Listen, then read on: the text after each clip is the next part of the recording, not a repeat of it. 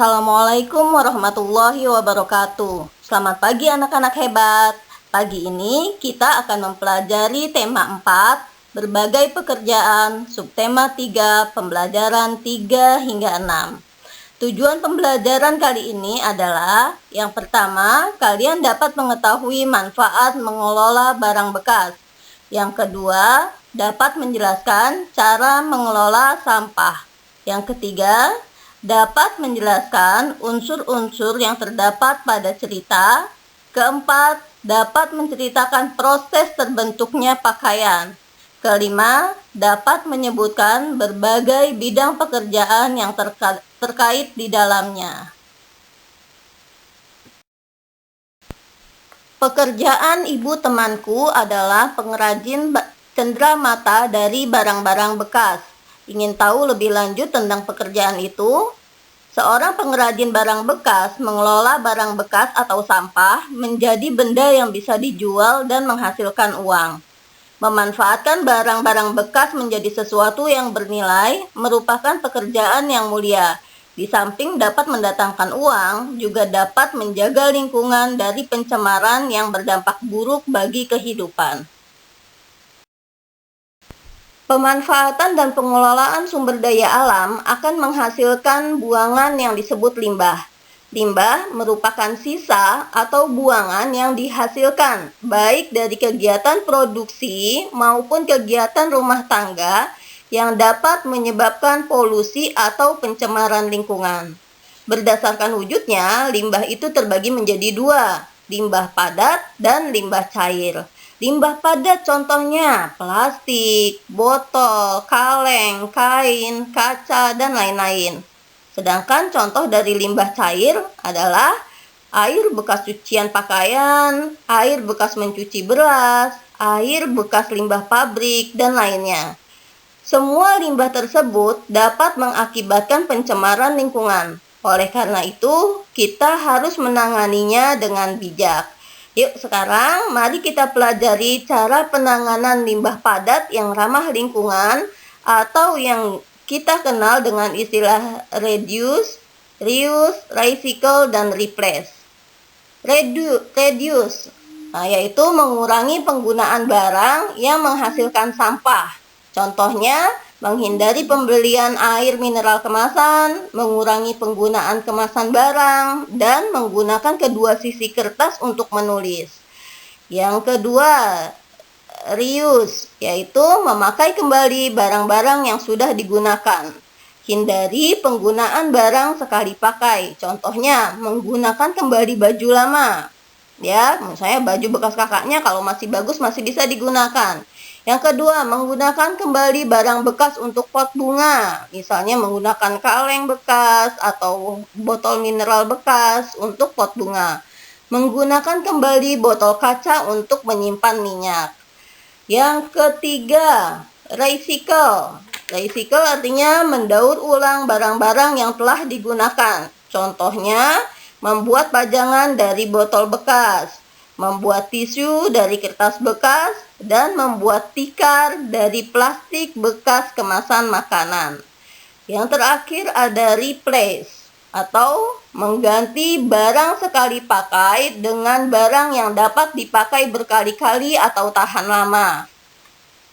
Contohnya, mengganti penggunaan tas plastik atau kantong kresek dengan keranjang belanja, ya. Yang kedua, mengganti penggunaan tisu dengan sapu tangan. Sampah atau barang bekas akan bernilai lebih tinggi setelah berubah menjadi barang baru. Sampah atau barang-barang bekas yang diolah menjadi produk lain memiliki manfaat.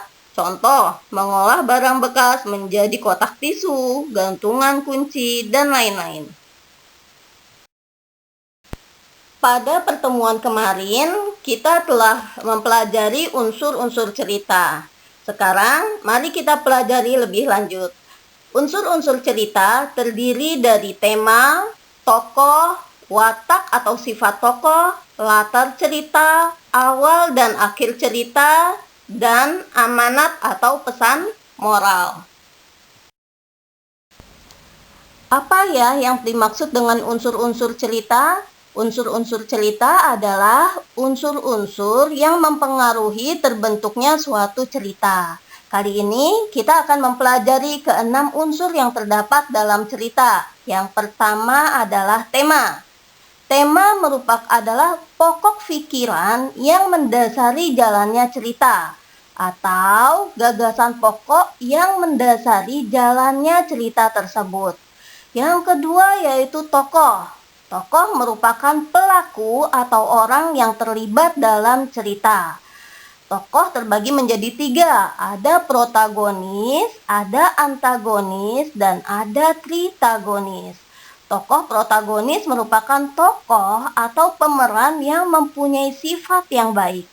Sedangkan antagonis merupakan tokoh atau pemeran yang memiliki watak yang tidak baik, seperti misalnya iri, dengki, sombong, angkuh, congkak, dan lain sebagainya.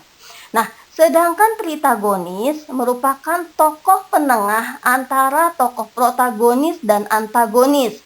Tokoh ini biasanya memiliki sifat yang arif dan bijaksana.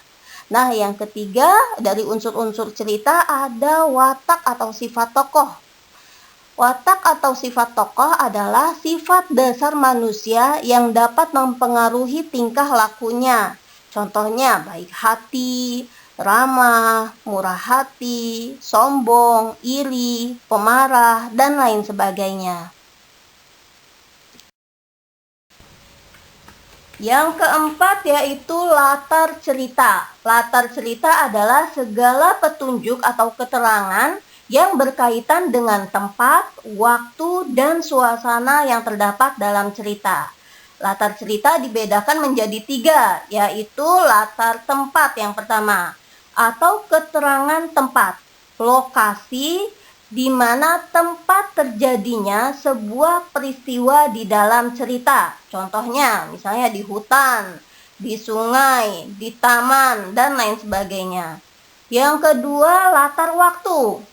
Latar waktu kapan peristiwa itu terjadi? Di pagi hari, di siang hari, di sore hari, pukul berapa? Itu merupakan keterangan waktu.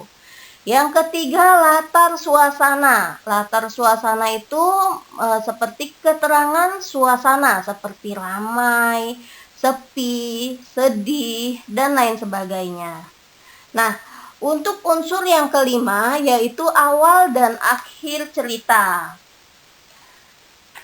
Awal cerita atau yang dikenal dengan prolog adalah bagian pengantar untuk menceritakan keadaan secara umum dalam suatu cerita. Nah, kalau yang akhir cerita atau dikenal dengan epilog merupakan bagian penutup yang biasanya berisi kesimpulan dan pesan yang terdapat dalam cerita. Unsur yang keenam, yang terakhir yaitu amanat cerita. Amanat cerita adalah pesan moral yang ingin disampaikan pengarang melalui cerita. Nah, pesan moral itu biasanya berisi sifat-sifat tokoh yang harus kita teladani jika merupakan sifat yang terpuji, dan harus kita hindari jika merupakan sifat yang tidak terpuji. Siapa di antara kalian yang mempunyai baju kesayangan? Baju kesayangan itu biasanya akan sering kalian pakai ya. Entah karena alasan apapun, apakah karena baju itu bagus, atau baju itu merupakan kenang-kenangan dari seseorang, atau karena baju tersebut enak dipakai. Nah, ketika kalian memakai pakaian, pernah tidak kalian berpikir pakaian itu terbuat dari apa? Pakaian yang kita pakai itu terbuat dari kain. Nah, sekarang mari kita pelajari sama-sama dari mana kain yaitu terbuat dan apa bahan baku membuat benang, bagaimana proses kapas hingga menjadi baju. Kalau kamu penasaran, yuk terus ikuti pembelajaran berikut ini. Proses pengolahan pakaian dari kapas diawali dengan memetik kapas dari pohonnya. Kemudian diolah dengan cara menggiling kapas tersebut untuk memisahkan kapas dari bijinya. Baru kemudian masuk ke dalam proses pemintalan. Proses pemintalan ini merupakan proses kain kapas pertama kalinya. Melalui proses pementalan ini, kapas diubah untuk menjadi benang. Kapas dipintal untuk menjadi benang.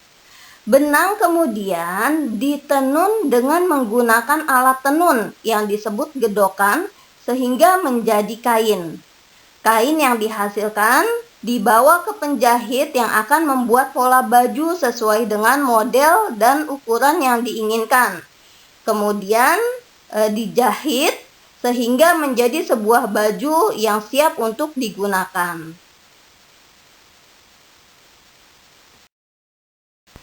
Apakah kalian tahu ada berapa jenis kain yang digunakan di masyarakat? Nah, kain-kain tersebut terbuat dari bahan yang berbeda-beda. Ada yang terbuat dari bahan dasar kapas seperti yang telah kita bahas tadi. Ada juga yang terbuat dari bahan dasar kepompong ulat sutra yang dikenal dengan kain sutra. Dan ada yang terbuat dari bulu domba yang kita kenal dengan sebutan kain wol. Ada berbagai macam teknologi yang digunakan dalam pembuatan kain, yaitu dengan menggunakan teknologi sederhana berupa alat tenun tradisional yang digerakkan oleh tenaga manusia, dan ada juga yang menggunakan teknologi modern yang menggunakan mesin. Menurut kamu, kira-kira teknologi manakah yang bisa menghasilkan kain dengan jumlah yang lebih banyak? Tentu saja teknologi modern dapat menghasilkan kain yang lebih banyak. Makanya alat ini digunakan dalam industri tekstil. Alat tenun tradisional, kain yang dihasilkannya terbatas dan waktu yang diperlukan juga relatif lama. Namun, hasil yang didapatkan dari alat tenun tradisional biasanya lebih unik dan lebih menarik karena hasil kreativitas original dari sang penenun itu sendiri. Dan biasanya kain yang dihasilkan mahal sekali harganya. Menurut kalian, kegiatan ekonomi apa saja yang terlibat dalam proses pembuatan pakaian? Jika kalian perhatikan proses yang telah dijelaskan tadi, maka diketahui bahwa kegiatan ekonomi yang terjadi adalah yang pertama kegiatan ekonomi produksi, yaitu terjadi saat pemintalan kapas menjadi benang. Kemudian penenunan benang menjadi kain. Dan yang terakhir, pembuatan kain menjadi baju. Nah, kegiatan ekonomi yang kedua yaitu distribusi, yaitu terjadi pada saat proses penjualan benang kepada pembuat kain. Kemudian proses penjualan kain kepada penjahit. Yang ketiga, kemudian proses penjualan pakaian kepada pembeli. Nah, apakah ada kegiatan konsumsi? Ya, tentu ada, yaitu pada saat kita menggunakan pakaian yang telah dijahit. Di era modern ini, ternyata masih ada para produsen kain yang masih menggunakan teknologi tenun sederhana. Mereka menggunakan alat-alat tenun yang masih tradisional. Daerah-daerah tersebut memiliki daya tarik tersendiri bagi warga masyarakat lain, sehingga menjadi daerah wisata. Salah satunya adalah Kampung Wisata Tenun Samarinda di Kalimantan Timur. Di sana ada belasan kampung penenun di ganggang yang letaknya berdekatan. Sementara itu, sejumlah galeri, toko, dan koperasi bermunculan menjual hasil kerajinan tenun di sepanjang jalan kota Samarinda. Kampung Wisata Tenun Samarinda ini menunjukkan adanya hubungan antara kegiatan ekonomi warga dengan sosial budaya setempat. Nah, bagi penduduk Samarinda sendiri, kain-kain tenun ini mereka gunakan pada sehari-hari dan pada kegiatan upacara adat. Nah, anak-anakku yang hebat, ternyata membuat kapak menjadi baju yang kita pakai prosesnya sangat panjang ya. Oleh karena itu, kita harus menghargai baju yang kita kenakan. Bagaimana caranya? Caranya dengan merawat baju, yaitu dengan cara mencucinya setelah digunakan, menyetrika, dan menyimpannya di lemari agar terlindungi dari debu dan cuaca. Demikian pembelajaran hari ini. Terima kasih atas perhatiannya. Wassalamualaikum warahmatullahi wabarakatuh.